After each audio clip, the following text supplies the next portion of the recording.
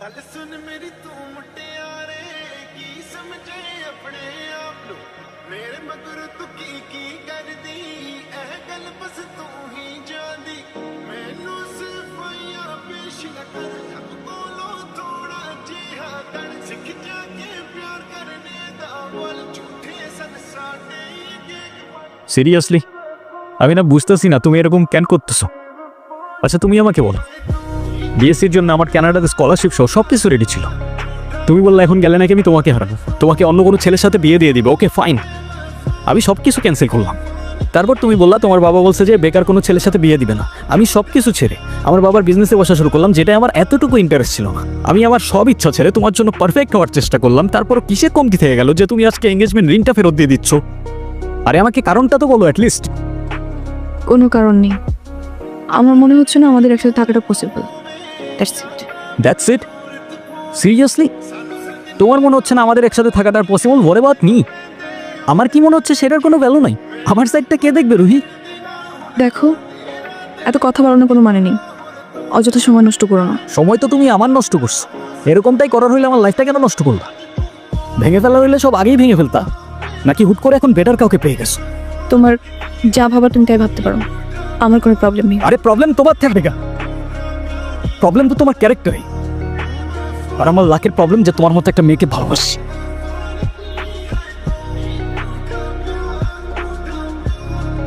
বাবা, আমরা আসলে এমন একটা পরিস্থিতির ভেতর দিয়ে যাচ্ছি, আমরা তোমাকে কিছু জানাতে পারিনি, তুমি কিছু মনে করো না। আরে না আঙ্কেল, আপনি এভাবে কেন বলছেন?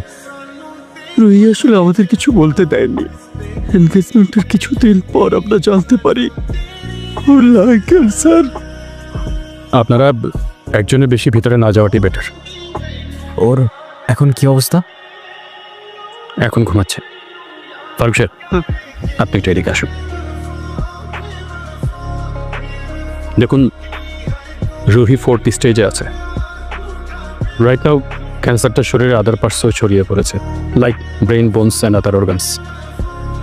সরি টু সে, ওর হাতে আর খুব বেশি একটা সময় নেই।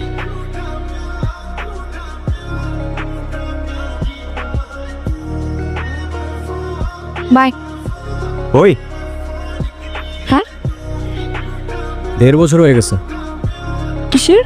প্রতিদিন তোমার এখান থেকে ভার্সিটিতে নিয়ে যাই, আবার এনে ড্রপ করি। হ্যাঁ তো আমি কি রাইড শেয়ার করি? না। তাইলে তেলের টাকা তুমি দাও। না, কেন লাগবে? দিব। মারবো একটা। আচ্ছা তোমার কি আমার ইফোর্টসগুলো চোখে পড়ে না নাকি? তুমি কি বাই এনি চান্স আমাকে প্রপোজ করতেছো? I guess yes. দম নেই, এভাবে কেউ প্রপোজ করে? কত করে? 50 টাকা। আচ্ছা না, দেখো প্রপোজ করায় না তো আমার এক্সপিরিয়েন্স আছে, আর না বলতে পারি কবিদের মতো শের বা শায়েরি, কিন্তু এটুক বলতে পারি যে সারা জীবন আগলায় রাখতে পারবো, আর এফোর্টসে কোনো কমতি থাকবে না। I swear. কসম কাটা ভালো না। কার্ডগুলো আমার পছন্দ, তাই নিচ্ছি। আর তোমার ব্যাপারটা আমি ভেবে দেখবো। By. I'll take that as a yes.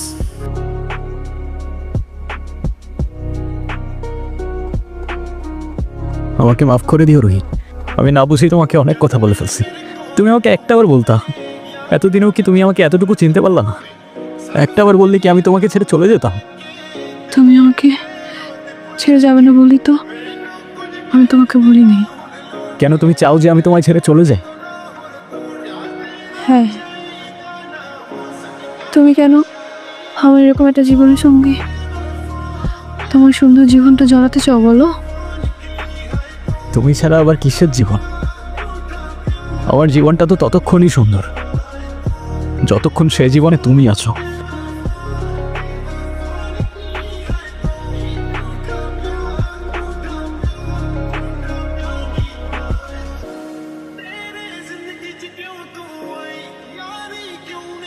Rehan, সব জেনে শুনে এরকম করার না কোনো মানে হয় না, বুঝলি? আমি তোকে যেটা বলছি সেটা তোর ভালোর জন্য বাবা। এমন কিছু করিস না যাতে তোর জীবনটাই নষ্ট হয়ে যায়। বা আমি ওকে ভালোবাসি, প্লিজ একটু বুঝে কথা বলো। আমি তো বুঝলাম তুই ভালোবাসিস, কিন্তু বিয়ে, ভালোবাসার জন্য নিজের ভবিষ্যৎটা নষ্ট করে দিবি? মানে এটা তো যে কোনো সময়। না মা প্লিজ, এটা তো আমার সাথেও হইতে পারতো না। আর আমার সাথে হইলে আর যাই হোক রুহি কখনো আমাকে ছেড়ে চলে যেত না। আর আমার লাইফে ওর আগে না কেউ ছিল আর না পরে কেউ থাকবে। সাব্বাস, এই না হলে আমার ছেলে। আরে বাবা, ভালো সময় কিংবা খারাপ সময় সব সময় পাশে থাকাটাই কিন্তু ভালোবাসা। রেহানা মা, রাগ করো না। আল্লাহ না করুক যদি কখনো তোমার কিছু হয়ে যায়, আমি কি তোমাকে ছেড়ে চলে যাব? না, বরঞ্চ তোমার পাশে থেকেই আমি তোমাকে সাহস যোগাবো। Proud of you. এ যুগে তোর মতো কয়টা ছেলে আছে বল? ছেলে হিসাবে তোকে নিয়ে আমি গর্ব করি। ওর জন্য কি আর কিছুই করার নাই? আপনি আপনি আমাকে বলেন, যত টাকায় লাগুক আমি ম্যানেজ করব। দেখুন, আমরা তো কম চেষ্টা করিনি। টাকা দিয়ে সবসময় সব কিছু হয় না। তারপরও রুহির জন্য যদি আপনি কিছু করতেই চান, ওকে খোলা হাওয়ায় নিয়ে যেতে পারেন। ওর মনের যদি কোনো ইচ্ছা থাকে সেগুলো পূরণ করতে পারেন। ওর মন যতটা ভালো থাকবে, মনোবল ততটাই স্ট্রং।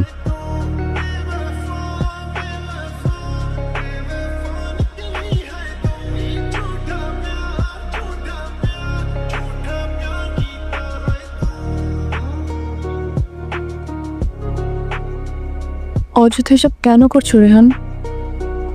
অযথা করছি? অযথা নয়তো কি? আমি আর কদিনই বা বাঁচবো? আমরা কে, কতদিন আর কতক্ষণ বাঁচবো সেটা কি আসলেই আমরা জানি রুহি?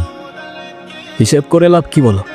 যতক্ষণ নিঃশ্বাস আছে ততক্ষণ না হয় সেই মুহূর্তগুলোকে ঘিরেই বেঁচে থাকি। আজকে আছি, কালকে তো নাও থাকতে পারি, বলো? শুধু শুধু মায়াটা কেন বাড়াচ্ছ? মায়া বাড়ালে যে কষ্টটাও বাড়ায়। তাহলে তো খুব চিন্তার বিষয়। দাঁড়াও, এক্ষুনি তোমার মন ভালো করে দিচ্ছি। তুমি কি ভিডিও করতেছো? Yes sir. আমি তোমাকে ছবি তুলতে বলছি, ভিডিও করতে বলিনি। আচ্ছা, তুমি যে আমার সাথে এত দূরে আসছো, তোমার বাসায় যদি জানতে পারে? কিভাবে জানবে? কে বলবে? যদি আমি বলে দেই? আই না, একদম না। বাসায় জানলে আমার খবর আছে। ওকে, তো ফিউচার রুহিকে তোমার কিছু ইচ্ছার কথা বলো, তাই ও দেখে নিতে পারবে যে তোমার ইচ্ছাগুলো আদৌ পূরণ হইল কিনা। ইচ্ছে? আমি তো সেভাবে কোনো ইচ্ছে ভাবিনি। তো এখন ভেবে বলো। আচ্ছা, কোনো এক বিকেলে আমি তোমার সঙ্গে সমুদ্র দেখব।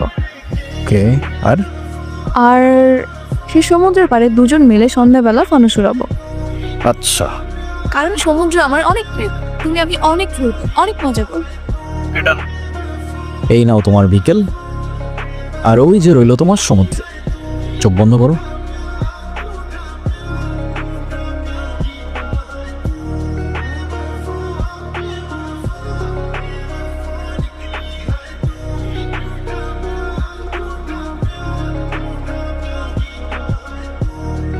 তো ফিউচার রুহিকে জানানোর মতো আর কোনো ইচ্ছা?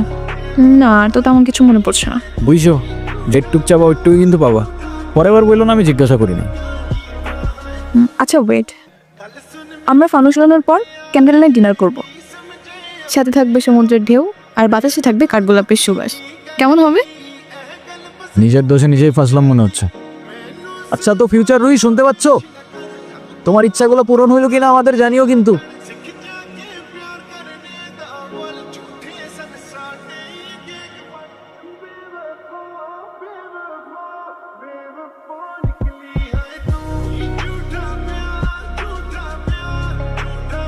আমার আর কোনো আফসোস